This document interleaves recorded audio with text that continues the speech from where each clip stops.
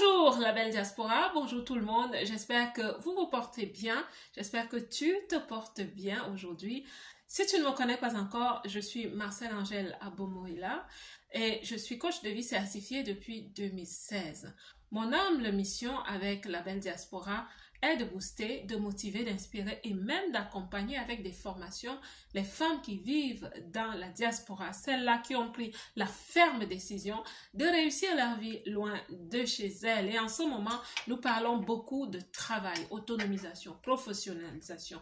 Oui, parce qu'après mes recherches, j'ai compris que il faut vraiment sceller cet endroit. Il faut que la fondation de la professionnalisation, donc des finances, soit vraiment bien posée afin de voir les femmes dans la diaspora qui émergent sincèrement.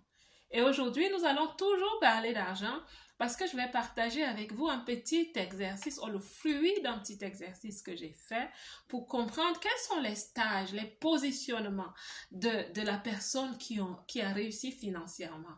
Comment est-ce qu'on peut nommer ces étapes dans la réussite financière? Voici ce qu'il en résulte.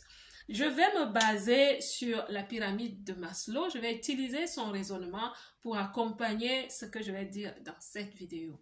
Selon moi, selon mes recherches, on commence par la sécurité financière, oui, parce que tu sais, dans la vie, à la base, selon sa pyramide, nous avons les besoins physiologiques. Et au niveau des besoins physiologiques, vous savez, même les bébés ont les besoins physiologiques.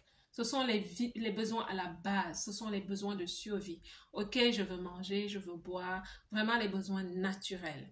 Et quand on commence à parler de besoins de sécurité, c'est là où on commence à voir que les gens émergent d'eux-mêmes pour faire des efforts qui vont les aider à résoudre ces problèmes qui sont des besoins. Les motivations de leur vie commencent à les pousser à prendre action afin de se réaliser. Donc, je pense que la première étape, c'est vraiment les besoins de sécurité. Et nous sommes dans la diaspora. Ce que j'ai remarqué dans la diaspora, c'est que les femmes, quand elles arrivent à ce niveau, c'est-à-dire qu'elles commencent à se trouver un travail, je vais dire un petit boulot, parce que nous commençons toutes par là. Elles ont un petit boulot, elles ont des allocations pour leur famille du gouvernement, elles ont regardé ici et là et elles ont vu ce que l'État peut leur apporter dans leur pot budgétaire. Elles s'arrêtent là. Beaucoup de femmes s'arrêtent à ce niveau. Pourquoi? Parce que ce n'est pas facile. Ce n'est pas facile vraiment même d'arriver déjà à cette étape. Et parfois, il faut féliciter. Il y a des femmes qui ne s'en sortent pas du tout. Il y a des femmes qui n'émergent pas, qui ne trouvent même pas d'abord ce petit boulot. Parce que le chemin avant cela a été très long. Franchement, les gens sont découragés parfois après avoir mis tellement d'efforts de leur vie en fait pour réaliser juste ce peu-là. Et malheureusement, certaines femmes s'arrêtent à ce niveau de la première étape, le premier positionnement que j'appelle la réussite sécuritaire, financière, d'accord?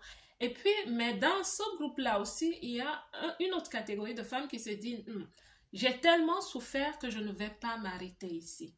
Et c'est là où on passe à la seconde étape que j'appelle la stabilité financière. Oui.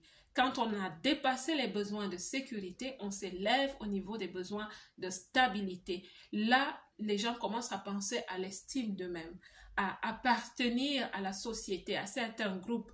Vous voyez, donc elles commencent vraiment à se battre. Je parle surtout des femmes dans la diaspora. Elles commencent à se battre, elles commencent à émerger. Pour créer leur stabilité financière en entreprise, celles qui sont salariées, vous allez voir qu'elles vont commencer à courir après les promotions. Oui, je vais dire courir parce qu'elles prennent l'action. Elles sont proactives, elles sont même assertives pour chercher à s'élever au niveau de l'organigramme de l'entreprise. Elles cherchent les promotions, elles ont des promotions.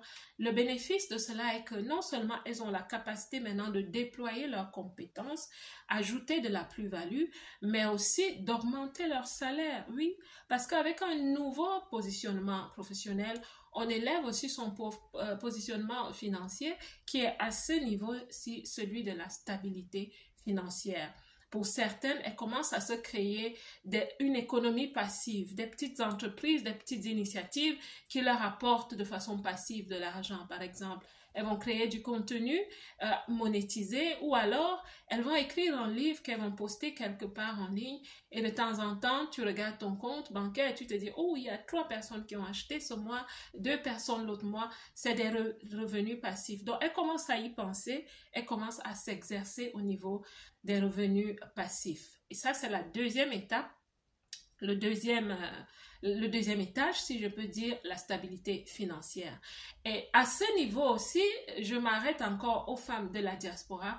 Il y en a qui vont se dire, waouh, je suis arrivée à ce point, j'ai créé ma fondation, je peux me tenir, je peux financer tout, je peux payer pour mes charges mensuelles et je peux aussi aider d'autres personnes un peu. Je peux avoir une petite épargne d'urgence, je suis en sécurité et je crée la stabilité. Certaines s'arrêtent, malheureusement. Mais il y en a qui se disent, si je suis arrivée à ce point, c'est que je peux faire plus. Elles ont développé la résilience, elles ont développé la capacité d'être proactives, de négocier. Et à ce niveau, ces femmes commencent aussi à se former. Malheureusement, ce n'est pas la grande majorité, non. Quand on regarde au niveau voilà, de tout le paquet des femmes qui arrivent à ce niveau, ce n'est pas la majorité qui prend la décision de se dire je vais pousser plus haut. Donc, celles qui sont en entreprise, elles vont commencer à se dire bon, je vais maintenant bousculer pour avoir des postes de management. Si je suis manager, je vais vouloir devenir senior manager ou alors directeur en entreprise, directrice en entreprise. Elles vont se battre pour ça et elles vont s'engager dans le développement personnel. Parce que vous savez, ce n'est pas à la base de l'échelle que c'est vrai, il faut pousser, il faut éduquer, il faut pousser vraiment les femmes à se lancer dans leur développement personnel. Il y a un moment où c'est automatique. Elles comprennent que si je dois m'élever, si je dois multiplier mes finances d'une façon ou d'une autre, je dois chercher un positionnement en société qui est aussi plus élevé. Et plus elles se battent comme ça au niveau de la stabilité financière, plus elles percent vers le troisième niveau dont je vais te parler, la liberté financière. Donc, c'est possible de te battre pour atteindre la liberté financière. C'est à ce niveau qu'on commence à se créer des systèmes qui vont commencer à marcher, à fonctionner sans qu'on ne soit là. C'est là où tu verras qu'une femme commence à se lancer dans l'entrepreneuriat et créer des systèmes d'entrepreneuriat qui vont vraiment soutenir sa vision d'être une femme totalement financièrement libre. C'est aussi des femmes qui, pendant qu'elles se battent à être personnellement, financièrement libre, elles commencent aussi à penser à la vie associative, ajouter de la valeur aux autres, la philanthropie. C'est vrai que même à la base, généralement, on donne, tout le monde donne, c'est vrai. Mais à ce niveau-là, ça devient un concept de vie, c'est-à-dire avoir un pot de générosité, un pot de philanthropie. Et la femme qui a atteint la liberté financière, elle a aussi compris, c'est des principes qui sont même divins.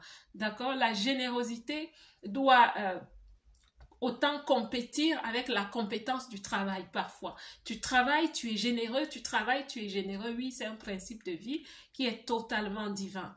J'ai fait une vidéo où je vous ai parlé de la main invisible de Dieu. Oui, tu deviens la main invisible de Dieu. Tu t'ajoutes de la valeur et du débordement, tu ajoutes aux autres. Donc, cette femme-là se crée la liberté financière.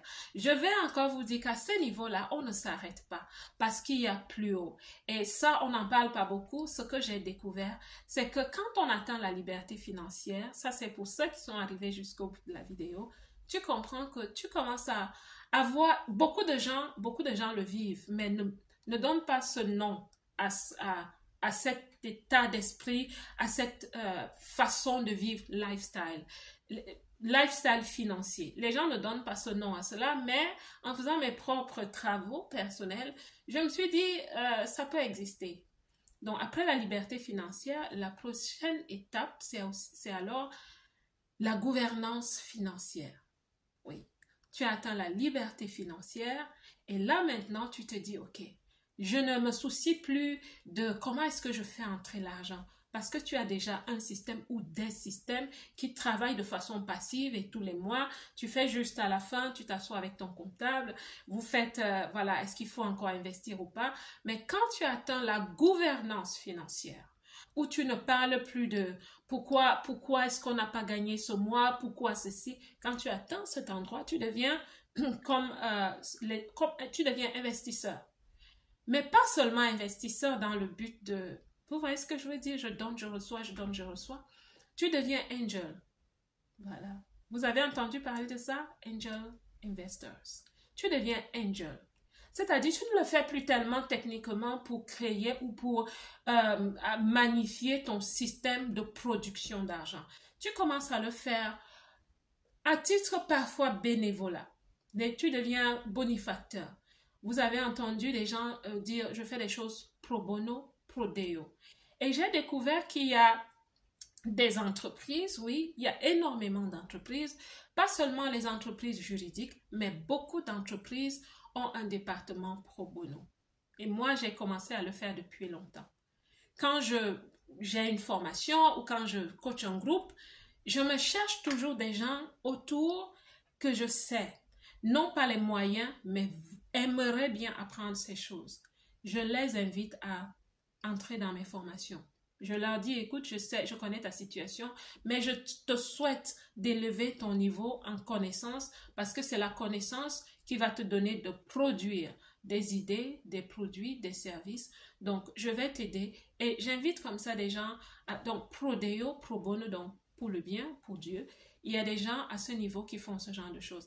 Est-ce que j'ai atteint la gouvernance financière? Absolument pas. Je suis en train de regarder là-bas et c'est pour ça que j'applique déjà ce genre de choses. Voilà, donc en résumé, selon moi, il y a 4 paliers dans l'accomplissement de l'enrichissement financier. Le premier palier, c'est atteindre la sécurité financière. Le second, c'est la stabilité financière. Et puis, tu as la liberté financière. Et finalement, il y a des gens dans ce monde, c'est peut-être 1%, je ne sais pas, qui ont atteint la gouvernance financière. J'espère que cette vidéo t'a plu, j'espère qu'elle t'a apporté quelque chose. Je ne vais pas finir sans dire que le 30 septembre 2023, donc demain, selon mon fuseau horaire ici, je lance une formation. Il y a une formation qui aura lieu en ligne de 20h à 21h30. Nous aurons une conférence qui sera en fait comme une masterclass parce que je me prépare franchement à apporter du contenu à ces personnes. Il y en a qui n'ont jamais suivi une formation et donc ce sera pour les aider à comprendre que ou que ces personnes s'inscrivent pour des formations, c'est important de se former. Donc je mets de mon tout pour apporter une masterclass qui va transformer les vies des femmes au niveau professionnel, au niveau du positionnement ou du repositionnement professionnel de ces femmes dans la diaspora. Nous en avons besoin. Parce que quand je regarde aux statistiques qui concernent les femmes qui me ressemblent, je vous assure, nous sommes en bas de l'échelle. Et ceci n'est pas un activisme, mais je pense que c'est avec cet état d'esprit de plus en plus que je vais pousser la chose. D'accord? Écoutez, j'espère que cette vidéo vous a aidé. Laissez un commentaire si vous avez quelque chose à ajouter pour édifier d'autres personnes qui vont lire. Et likez la vidéo, likez la page et faites la promotion de La Belle Diaspora. La Belle Diaspora, que Dieu vous bénisse. Moi, je vous aime.